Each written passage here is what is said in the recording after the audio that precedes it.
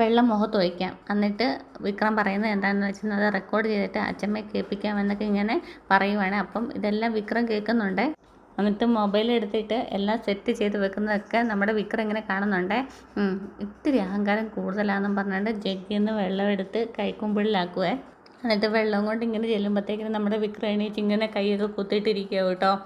അന്നേരത്തേക്കിനും വേദ പെട്ടെന്ന് good morning എന്ന് പറഞ്ഞിട്ട് കൈക്കുമ്പിളിൽ വെള്ളം ഉണ്ടല്ലോ, നമ്മളൊക്കെ അമ്പലത്തിൽ പോയി കഴിയുമ്പം കൈക്കുമ്പിളിൽ വെള്ളം കിട്ടിക്കഴിഞ്ഞാൽ നല്ല ശാന്തി തരുമ്പോൾ നമ്മൾ തലയിലൊക്കെ ഒഴിച്ചിട്ട് വെള്ളം കുടിക്കുമല്ലോ, അതുപോലെ പെട്ടെന്ന് വേദയും അങ്ങനെ ചെയ്യുന്നുണ്ട്. എന്നിട്ട് വിക്രത്തിൻ്റെ മുഖത്ത് നോക്കി പറയുവേ, പ്രാർത്ഥിച്ച് കഴിയുമ്പോൾ ഒരു തുള്ളി ജലം ഇങ്ങനെ കുടിക്കണമെന്ന് ഇങ്ങനെ ആചാരം ഉണ്ടല്ലോ. അപ്പം വിക്രം ഇങ്ങനെ തല ഇങ്ങനെ ആട്ടിൽ പറയേ മൂന്ന് പറയേ.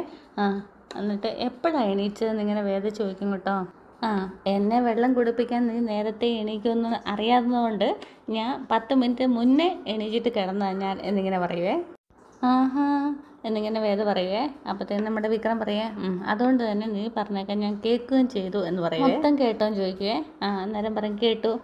ഞാൻ ചീത്ത വിളിച്ചെന്നാൽ അന്ന് റെക്കോർഡ് ചെയ്യാൻ വരെ റെഡിയായിട്ട് നിൽക്കുമെന്ന് അതും മനസ്സിലായി എന്ന് പറയുവേ. നന്നായി, ഇനി അങ്ങോട്ടേക്ക് ഒരു ശ്രദ്ധ നല്ലതാ കേട്ടല്ലോ എന്നിങ്ങനെ പറയുവേ. ശ്രദ്ധിച്ചിട്ടും കാര്യമൊന്നുമില്ല, രാവിലെ എണീറ്റ് നോക്കുന്ന നിന്റെ മുഖമല്ലേ, അപകടം വണ്ടി വിളിച്ചു വരും. അതെ, വന്നില്ലെങ്കിൽ ഞാൻ ഫോൺ ചെയ്ത് വരുത്തും എന്ന് പറയണേ വേദ. എന്നിട്ട് വേദ ജഗ്ഗിനകത്ത് നിന്ന് ഒരു കുമ്പിളിൽ വെള്ളം എടുത്തിട്ട് വിക്രത്തിൻ്റെ മുഖത്തേക്ക് ഒഴിക്കുവേ. എന്നിട്ട് പറയും, ഇത് തമാശയായിട്ട് കൂട്ടിയാൽ മതി, ഇനി അപകടം വരാൻ പോകുന്നതേ ഉള്ളൂ, പെട്ടുപോത്ത് റെഡി ആയിട്ടിരുന്നു എന്ന് പറയുവേ. പിന്നെ വേദ പെട്ടെന്ന് റൂമിൽ നിന്ന് ഇറങ്ങി പോകാനായിട്ട് വാതിക്കെ ചെല്ലുവേ. എന്നിട്ടൊന്ന് തിരിഞ്ഞ് നോക്കും കേട്ടോ.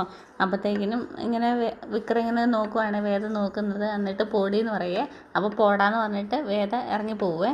അപ്പോഴത്തേക്കും നമ്മുടെ വിശ്വ അങ്ങോട്ടേക്ക് കയറി വരുവാണ്. എന്നിട്ട് ചോദിക്കുന്നുണ്ട്, കാപ്പി ഇല്ലേ ശ്രീജ എന്ന് ചോദിക്കുന്നുണ്ട് കേട്ടോ. അപ്പം നമ്മുടെ ദോശയുടെ മണമൊക്കെ അടിച്ചിട്ടാണ് വരുന്നത്. ദോശ സൂപ്പർ എന്നൊക്കെ പറഞ്ഞിട്ട് മൂടിയൊക്കെ തുറന്ന് നോക്കുന്നുണ്ട് കേട്ടോ. കാപ്പി ചൂടാറിയല്ലോ എന്നിങ്ങനെ പറയാം. ചൂടാക്കണോ വിശ്വട്ടാന്ന് ചോദിക്കുക. അല്ല വേണ്ട, നിനക്ക് നല്ല തിരക്കല്ലേ, പോകുമ്പോഴത്തേക്കിനും ഇത് എല്ലാം ഉണ്ടാക്കി കഴിയണ്ടേ, ഇപ്പം നല്ല തിരക്കാണ് ശ്രീജയും പറയുന്നുണ്ട്. ഇതൊക്കെ കൊണ്ടുപോകാനുള്ളതാണല്ലോ, വഴി വെച്ച് കഴിക്കണ്ടേ, വേണ്ടതെന്ന് ചോദിക്കുവേ.